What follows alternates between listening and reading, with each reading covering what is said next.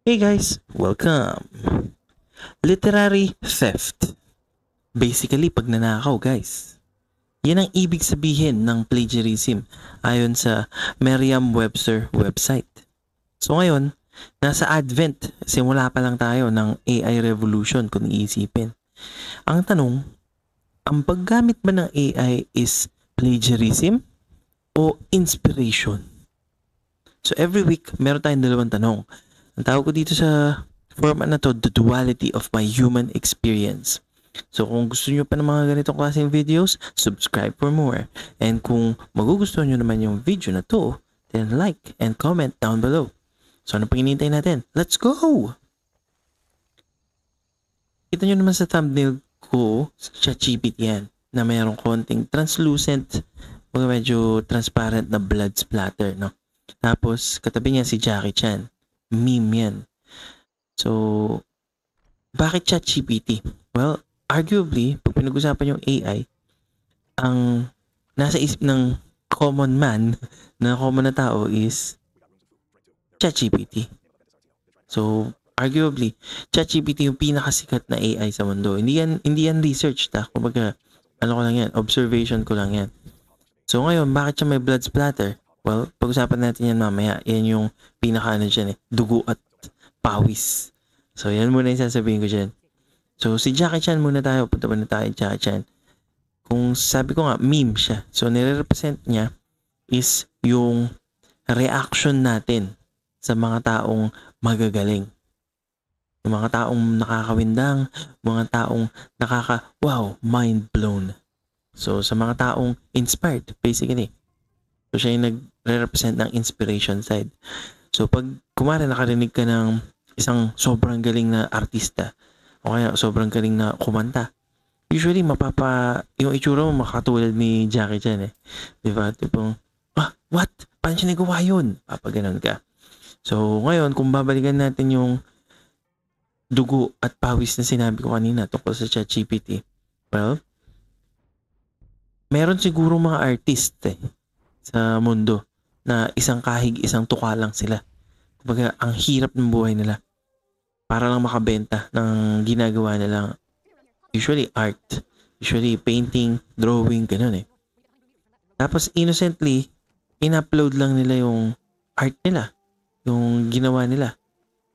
And ngayon, 5 years, 6 years ago, wala lang yun nang nag-upload sila, innocent lang.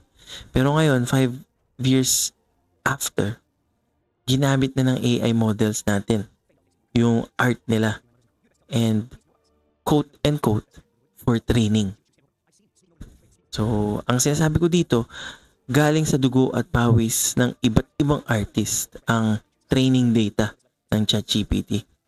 At lahat ng generative models natin actually galing sa dugo at pawis ng iba. So ngayon, anong connection sa akin? Bakit ko ito pinag-uusapan? Well, totoo lang, dati kasi, galit na galit ako sa AI eh. Lahat ng AI content, galit na galit ako. Kasi inisip ko, content farm lang yan. Ginawa lang yan ng AI, in-upload lang yan. Tapos, walang human intervention dyan.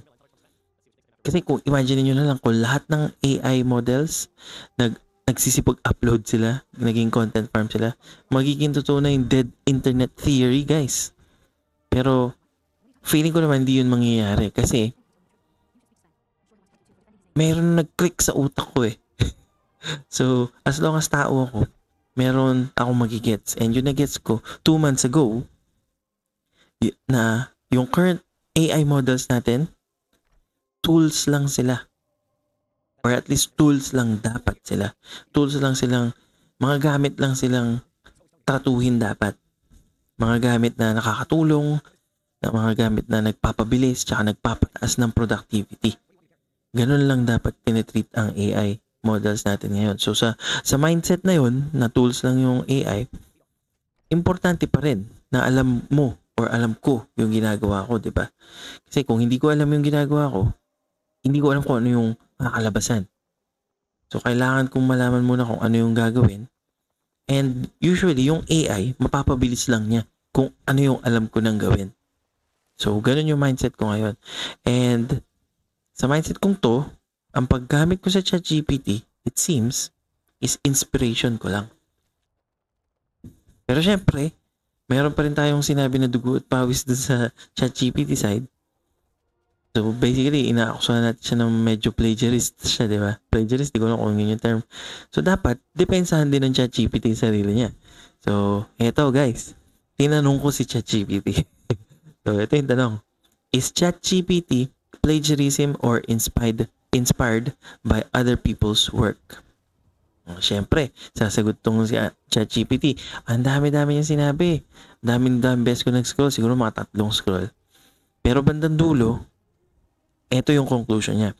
ChatGPT is fundamentally a generative pattern-based system that creates new text rather than intentionally copying specific works.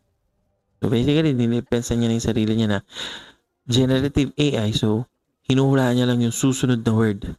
So, gumagawa siya ng bagong word or bagong idea. Yun yung logic behind ChatGPT.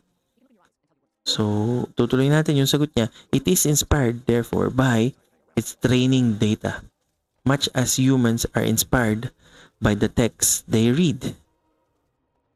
So, basically, sinasabi niya dito na, okay, fine. Galing nga sa dugo at pawis ng ibang tao yung training data niya, yung kung saan niya galing yung alam niya.